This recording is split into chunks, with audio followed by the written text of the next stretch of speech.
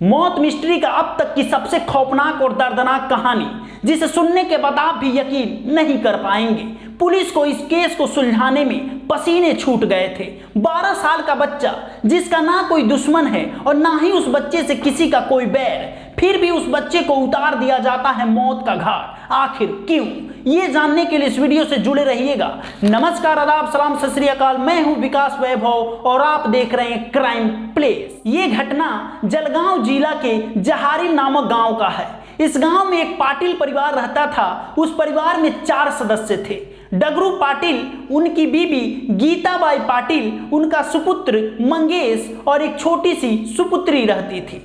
डगरू पाटिल गांव के आसपास मजदूरी का काम करके अपना परिवार का देखरेख करते थे। उनकी बीबी घर पे चूल्हा चौकी का काम करती थी और दोनों बेटे बेटी पास के ही स्कूल में पढ़ाई लिखाई करते थे। एक दिन की बात है कि डगरू पाटिल मजदूरी करने के लिए चले गए और उनका बेटा भी स्कूल चला गया पढ़ने के लिए। शनिवार का दिन था। बहुत जल्द बेटा पढ़कर वापस आ गया। आते ही कॉपी किताब रख दिया और माँ से बोलता है कि माँ, मैं टॉयलेट करके आता हूँ। मुंबई के झुग्गी इलाका जो होता है ना, उसका टॉयलेट बाहर होता है, सार्वजनिक टॉयलेट होता है, उसी में जाकर लोग टॉयलेट करते हैं। बच्चा घर से बाहर टॉयलेट करने के लिए चला गया। शाम हो गया, रात हो गया, लेकिन वापस नहीं आया। माँ को चिंता होने लगी कि मेरा बेटा कहाँ रह गया। घूमने लगी, भटकने लगी, लोगों से पूछने लगी कि मेरे मंगेश को आप लोग देखे हैं। कोई कुछ नहीं बता रहा था। उसी गांव के आसपास डगरू पाटिल के भी सारे रिश्तेदार रहते थे। उनकी पत्नी जा जाकर पूछने लगी कि आपके घर मेरा बेटा आया है, आपके घर मेरा बेटा आया है। सबका ना ही जवाब था। रोने लगी, बेटे के विलाप में चीख चीख कर चिल्लाने लगी। डगरू पाटिल घर आता है तो उनकी बीबी रोते हुए बोलती है कि मंगेश अभी तक घर नहीं आया। डगरू पाटिल बोलता है स्कूल में जाकर देखना चाहिए, तो बोलती है स्कूल से आया था, लेकिन हमसे बोला कि माँ टॉयलेट करने जा रहे हैं, उसके बाद लौट कर नहीं आया। डगरू पाटिल और उनकी बीबी गीताबाई पाटिल दोनों फिर से अपने रिलेशन में और गांव के आसपास के लोगों से पूछने लगे कि मेरे बेटे को आप लोग कहीं देखे हैं। सबका ना जवाब था। दोनों परेशान होकर सुबह पुलिस स्टेशन पहुंच जाते हैं। पुलिस स्टेशन जाके एक FIR दर्ज करवाते हैं कि मेरा बेटा गुम हो गया है। पुलिस इस मैटर की तहकीकात करने लगती है, लेकिन कोई भी ऐसा सुराग नहीं मिलता है जिससे पता लगाया जा सके कि उनके बेटे की किडनैपिंग हुई है या कोई मौत का घाट उतार दिया है।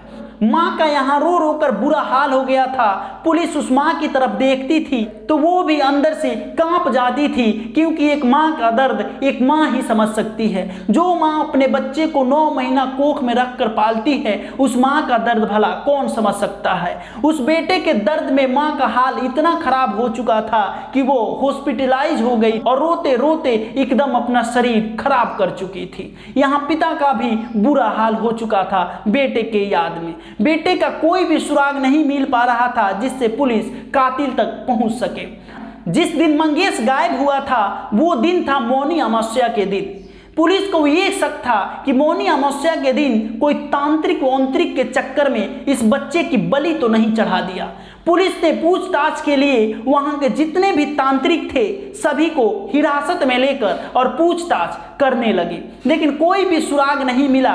पुलिस को यहां तक कि डॉग स्क्वाड की टीम भी उतारनी पड़ी। कोई फायदा नहीं हुआ। पुलिस इस गुत्थी को सुलझा ही नहीं पा रही थी कि आखिर इसका कातिल कौन है। तभी पुलिस को खबर मिलती है कि पास के जंगल में एक किसी बच्चे का कटा हुआ पैर पड़ा है।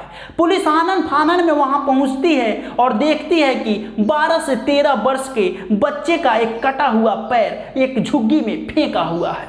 पुलिस जाकर देखती है और उस पैर को लाकर दिखाती है गीताबाई पाटिल से कि देखिए क्या ये आप ही के बच्चे का पैर है। गीताबाई रोने लगती है और चीख चीख कर चिल्लाने लगती है और बोलती है कि हाँ साहब, यही मेरे बच्चे का पैर है। अब तो ये फिक्स हो गया कि मंगेश अब इस दुनिया में नहीं रहा।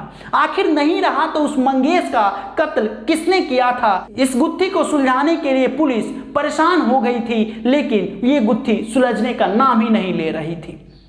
पुलिस फिर से सभी तांत्रिक बाबा को हिरासत में लेकर पूछताछ करने लगती है कि बताओ कि उस दिन किसी बच्चे की कोई बलि तो नहीं चढ़ाया था। तांत्रिक बाबाओं का यही कहना था कि नहीं, किसी बच्चे की उस दिन किसी ने बलि नहीं चढ़ाया था। पुलिस परेशान हो गई और फिर से इस केस को दोबारा रीड करने लगी, पढ़ने लगी और समझने लगी कि इस केस में हमसे कोई मिस्टेक तो नहीं हो रहा है। जब पुलिस इस केस को खंगाल रही थी तभी उसकी नज़र डॉग स्क्वाड के टीम पर पड़ी।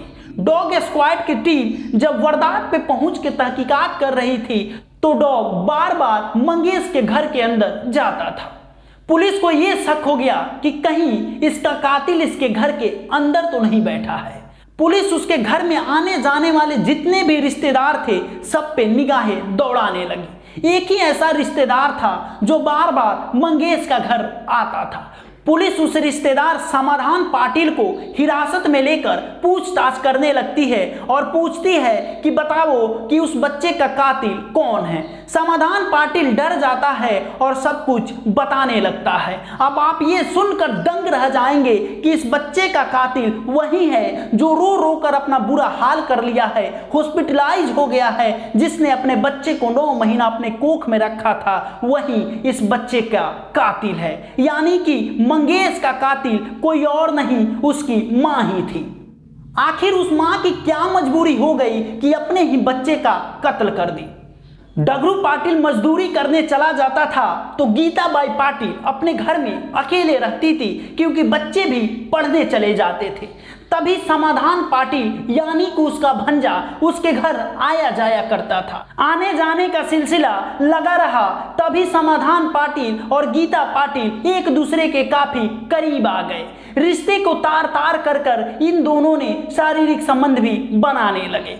समाधान पाटिल जो भी अपने मामी के साथ वारदात करता था वो जाकर अपने दोस्त से बताता था, अपने दोस्त से बड़े मजे ले लेकर बताता था। उस दोस्त का नाम राजेंद्र था।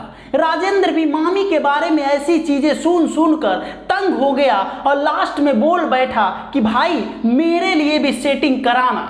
तो उसने बोला किससे? तो बोला कि अपनी मामी से। अब हुआ कुछ ऐसा कि राजेंद्र के लिए समाधान पाटिल अपनी मामी से बात करने लगा। मामी भी मान गई और राजेंद्र पाटिल के साथ भी उसकी मामी संबंध बनाने लगी। जब समाधान पाटिल नहीं होता था तो उसकी मामी राजेंद्र को बुला लिया करती थी।